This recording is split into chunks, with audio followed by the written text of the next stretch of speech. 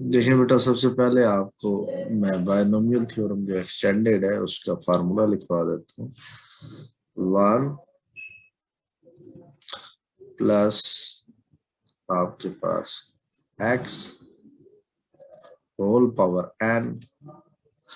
इसको एक्सपैंड कैसे करते हैं? पहली टर्म 1 एज इट इज आ जाती है बेटा, plus nx plus n into n minus 1 over 2 factorial.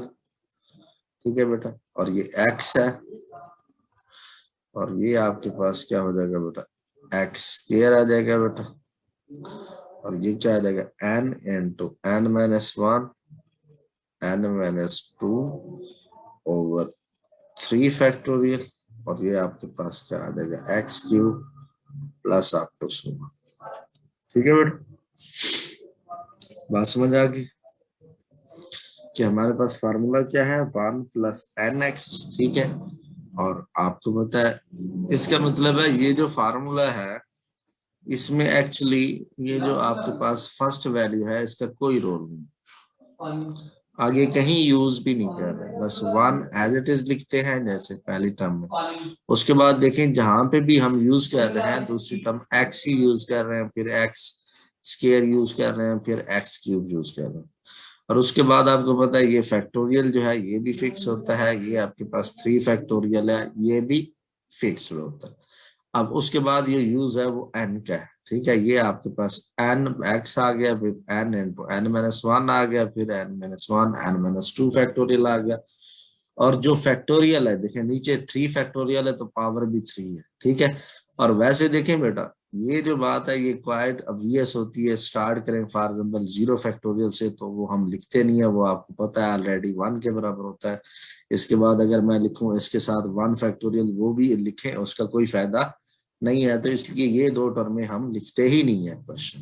बात समझ आ गई बेटा कि हमारे पास, और आपको फिर समझ आ गई कि देखें आपके पास जो 1 प्लस एक्स है, ठीक है, पावर n है, ठीक है, आपके पास के स्टार्ट इसी तरह होता है 0 फैक्टोरियल से ही होता है, 0 1 और 2। ठीक है, और ये x की पावर के हिसाब से होता है। देखें x पावर 2 है तो 2 फैक्टोरियल एक सॉलिड वैल्यू होती है जो आपको पता है चेंज करती है एक्सप्रेशन को, तो इसलिए 2 लिखा है। ऑनवर्ड आगे हम चेंज करेंगे।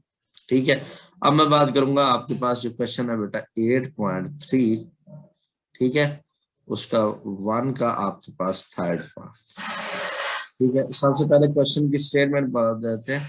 लिखा हुआ एक्सपैंड अप टू 4 टर्म्स। ठीक है, तो आपने कितनी टर्म्स पर एक्सपैंड करना है बेटा? 4 टर्म्स तक। ठीक है, तो क्वेश्चन आपके पास क्या है बेटा, 1 प्लस एक्स, ठीक है बेटा, होल पावर आपके पास क्या है -1/3। तो आपके सामने अगर फार्मूला हम ऊपर वाला यूज करें तो पहली टर्म तो आपको पता है 1 आती है। ठीक है, और जो n की टर्म है उसको मैं आपके लेक्चर में ब्लैक से डिनोट कर लूंगा। ठीक है, उसके बाद 1 तो फिक्स है और n है आपके पास -1/3, और जो x है उसको हमने क्या किया है रेड से डिनोट किया। ठीक है बेटा, उसके बाद क्या होता है n इंटू n माइनस 1 यानी -1/3 इंटू -1/3 -1। ठीक है बेटा, ओवर आपके पास क्या आ जाएगा बेटा 2 फैक्टोरियल, और जो x है उसकी जगह हम क्या लिखेंगे एक्स स्क्वायर। ठीक है, पावर 2 है क्योंकि सिंगल वैल्यू है तो इसलिए ब्रैकेट में लिखें या ना लिखें इट डज नॉट मैटर। ठीक है, 4 टर्म्स तक तो आपको पता है, आपने फर्स्ट टर्म लिखी है, सेकंड लिखी है, थर्ड लिखी है, और 4 है तो आपने यानी पावर 3 तक जाना। तो आपके पास क्या आ जाएगी n की वैल्यू है बेटा, n की वैल्यू हम क्या लिखते हैं -1/3, और ये क्या आ जाएगा -1/3 -1, और ये क्या आ जाएगा -1/3 माइनस क्या आ जाएगा 2 ओवर आपके पास बेटा क्या आ जाएगा 3 फैक्टोरियल और साथ X cube plus up to 100। ठीक है बेटा, अब देखें जरा आपके पास क्या हिसाब है, 1 एज इट इज, और ये क्या आ जाएगा बेटा -1/3, और ये x आ गया ऊपर आपके पास। देखें -1/3 में एज इट इज लिखूंगा, और ये जो दूसरी टर्म है उसका मैं एलसीएम अगर डायरेक्ट लिख लूं 3 आ गया, तो -1 -3 क्या आ जाएगा -4 डायरेक्ट लिख सकता हूँ बेटा। -4 yes sir। हाँ ठीक है बेटा। हाँ और ओवर 2 फैक्टोरियल को मैं 2 लिख रहा हूँ, एक्स स्क्वायर है तो X square as it is. अब ये देखें -1/3 एज इट इज, और ये आपको पता है -4 बाय आपके, -4 हाँ और ये क्या आ जाएगा 3 एलसीएम, और ये -7/3 ठीक है बेटा, ओवर ये क्या आ जाएगा 3 फैक्टोरियल होता है 6, ठीक है बेटा, और 7x³ प्लस आपको 1 as it is -1/3 x as it is, minus minus plus आ जाएगा बेटा, और ये क्या आ जाएगा 4 है ना, तो इसके 2 के साथ कटिंग कर लेता हूँ, 2 2 जार 4 आ जाएगा, ठीक है।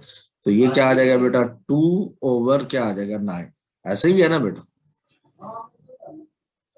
क्योंकि देखे ना 2 को ये 2 2 जार 4 के साथ कर लिया तो ये 2 आ गया, और नीचे 3 3 जार 9, और ये X square as it is, और आपको पता है 6 है, इसके साथ कटिंग होती है, ये देखें 3 2 जार और ये 2 2 जार, और तो कटिंग नहीं होती, तो इसका मतलब है आपके पास एक तो ये है कि 3 नेगेटिव साइन प्रिवेल कर ले गया, -7 2 जार क्या आ जाएगा 14, 14 और आपको पता है ये भी डिनोमिनेटर में 3 है, ये भी 3 है, और ये भी 3 है, और नीचे भी 3 है, तो क्या हो जाएगा 3 power 4 which is equal to 81, ठीक है बेटा।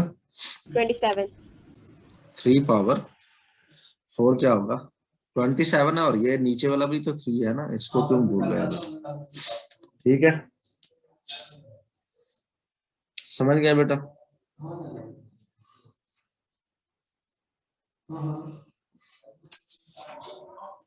Yes sir. अब देखें बेटा, सर बस ये सॉल्व हो गया है?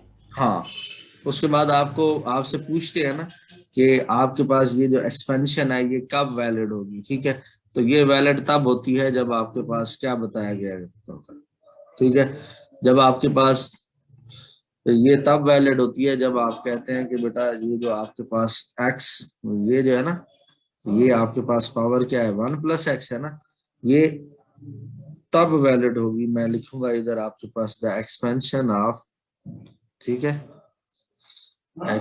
एक्सपेंशन ऑफ, ठीक है बेटा, क्या है आपके पास 1+x whole power -1/3 is valid, ठीक है, ये कब वैलिड होगी जब आपके पास x का मान जो है वो हमेशा क्या होना चाहिए, क्या होना चाहिए, देखें आपके पास ये है ना, इससे <1 हाँ <1, ठीक है, यानी जो आपके पास 1 से लेस हो, ठीक है, वो क्यों, सर ये इनफाइनाइट की कंडीशन होती है?